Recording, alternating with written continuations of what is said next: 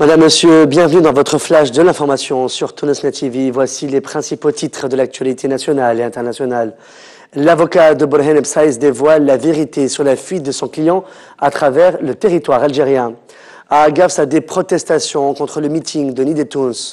À Fouchen, un salafiste djihadiste assassine sa femme, l'enterre et puis annonce sa disparition.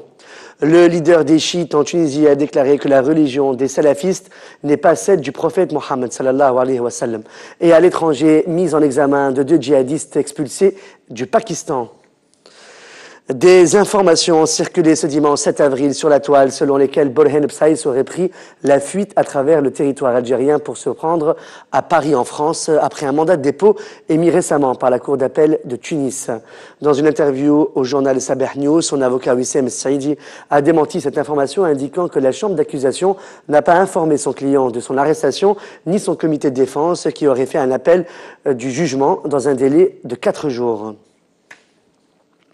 Le leader de Nid et Tounes, Mohsen Marzouk, a affirmé aujourd'hui que son parti figure parmi les partis les plus populaires à Gafsa, en soulignant qu'il est enraciné dans toutes les villes tunisiennes.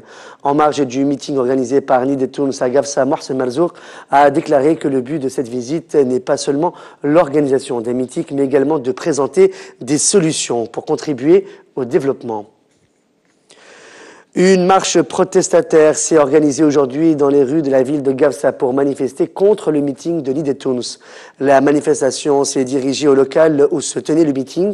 Les participants à cette manifestation ont levé des slogans anti-Nid et Tounes et contre Béjir Qaïd Essebsi. L'un des protestataires a déclaré que Béjir Qaïd Essebsi est responsable de la mort et de la torture d'un grand nombre des habitants de cette ville. Slim Bourdir, leader du mouvement Wafé, a déclaré que le président de Nid et Tounes, Béjir Qaïd Essebsi, a exagéré en insultant et critiquant les membres du mouvement. Bourdir a affirmé que Béjir Qaïd Essebsi l'a traité de malade et de détraqué mental, en ajoutant que même le président du mouvement Wafé, Abdelraouf Ayedi, n'a pas été épargné. Slim Bourdir a souligné qu'il invite Essebsi à un débat télévisé pour mettre tout cela au clair. Selon le journal Assour, un salafiste djihadiste originaire de Gasrine et habitant de Fouchen du gouvernorat de Ben Arous a tué sa femme en la poignardant et en lui assommant un coup avec une barre de fer à la tête. Après qu'il ait procédé à son enterrement, il a annoncé sa disparition auprès des autorités de la région. D'après le journal Assour, une dispute entre les 2 époux a poussé le mari à assassiner sa femme. Il a d'ailleurs tout avoué après 6 heures d'interrogatoire. Le leader des chiites en Tunisie, Moubarak Bardesh, a vivement critiqué les salafistes en déclarant que leur seule doctrine est celle de la guerre.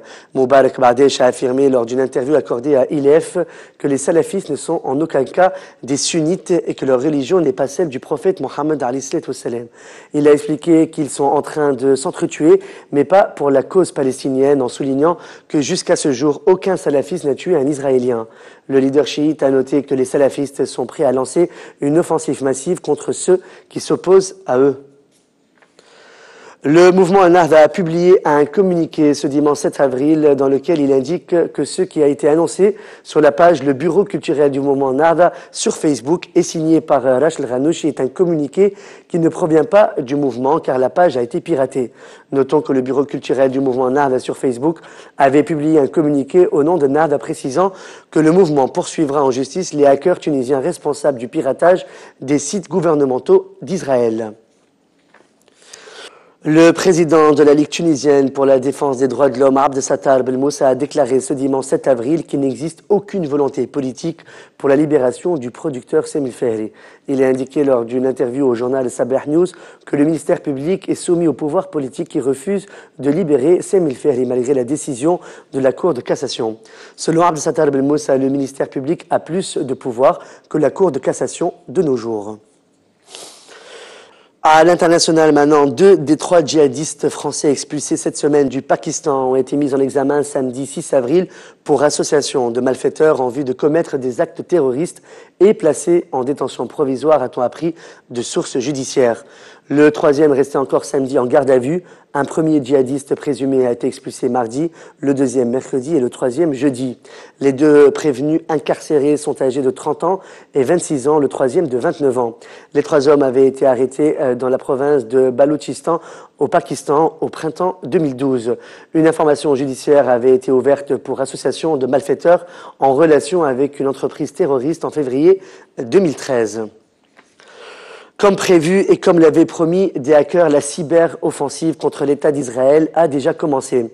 Les hackers avaient promis de rayer le 7 avril l'État d'Israël de la toile et ils sont en bonne voie pour y parvenir. Des milliers d'attaques ont été enregistrées contre les sites israéliens et ne comptent plus les dégâts. Des milliers de comptes Facebook bloqués, des centaines de comptes bancaires de dirigeants sionistes infiltrés, les sites des renseignements militaires ainsi que celui de la bourse des valeurs ont été mis hors d'état. L'État sioniste a reconnu l'ampleur des dégâts et reconnaît ne pas pouvoir grand-chose pour contrer cette attaque qui compte parmi les plus grandes dans l'histoire de la cyberguerre. Néanmoins, Israël, et par esprit de vengeance, a activé ses propres guerriers du net qui s'en sont pris à des sites islamiques et arabes en guise de représailles.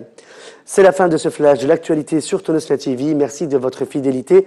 On se retrouve lundi soir pour un nouveau flash.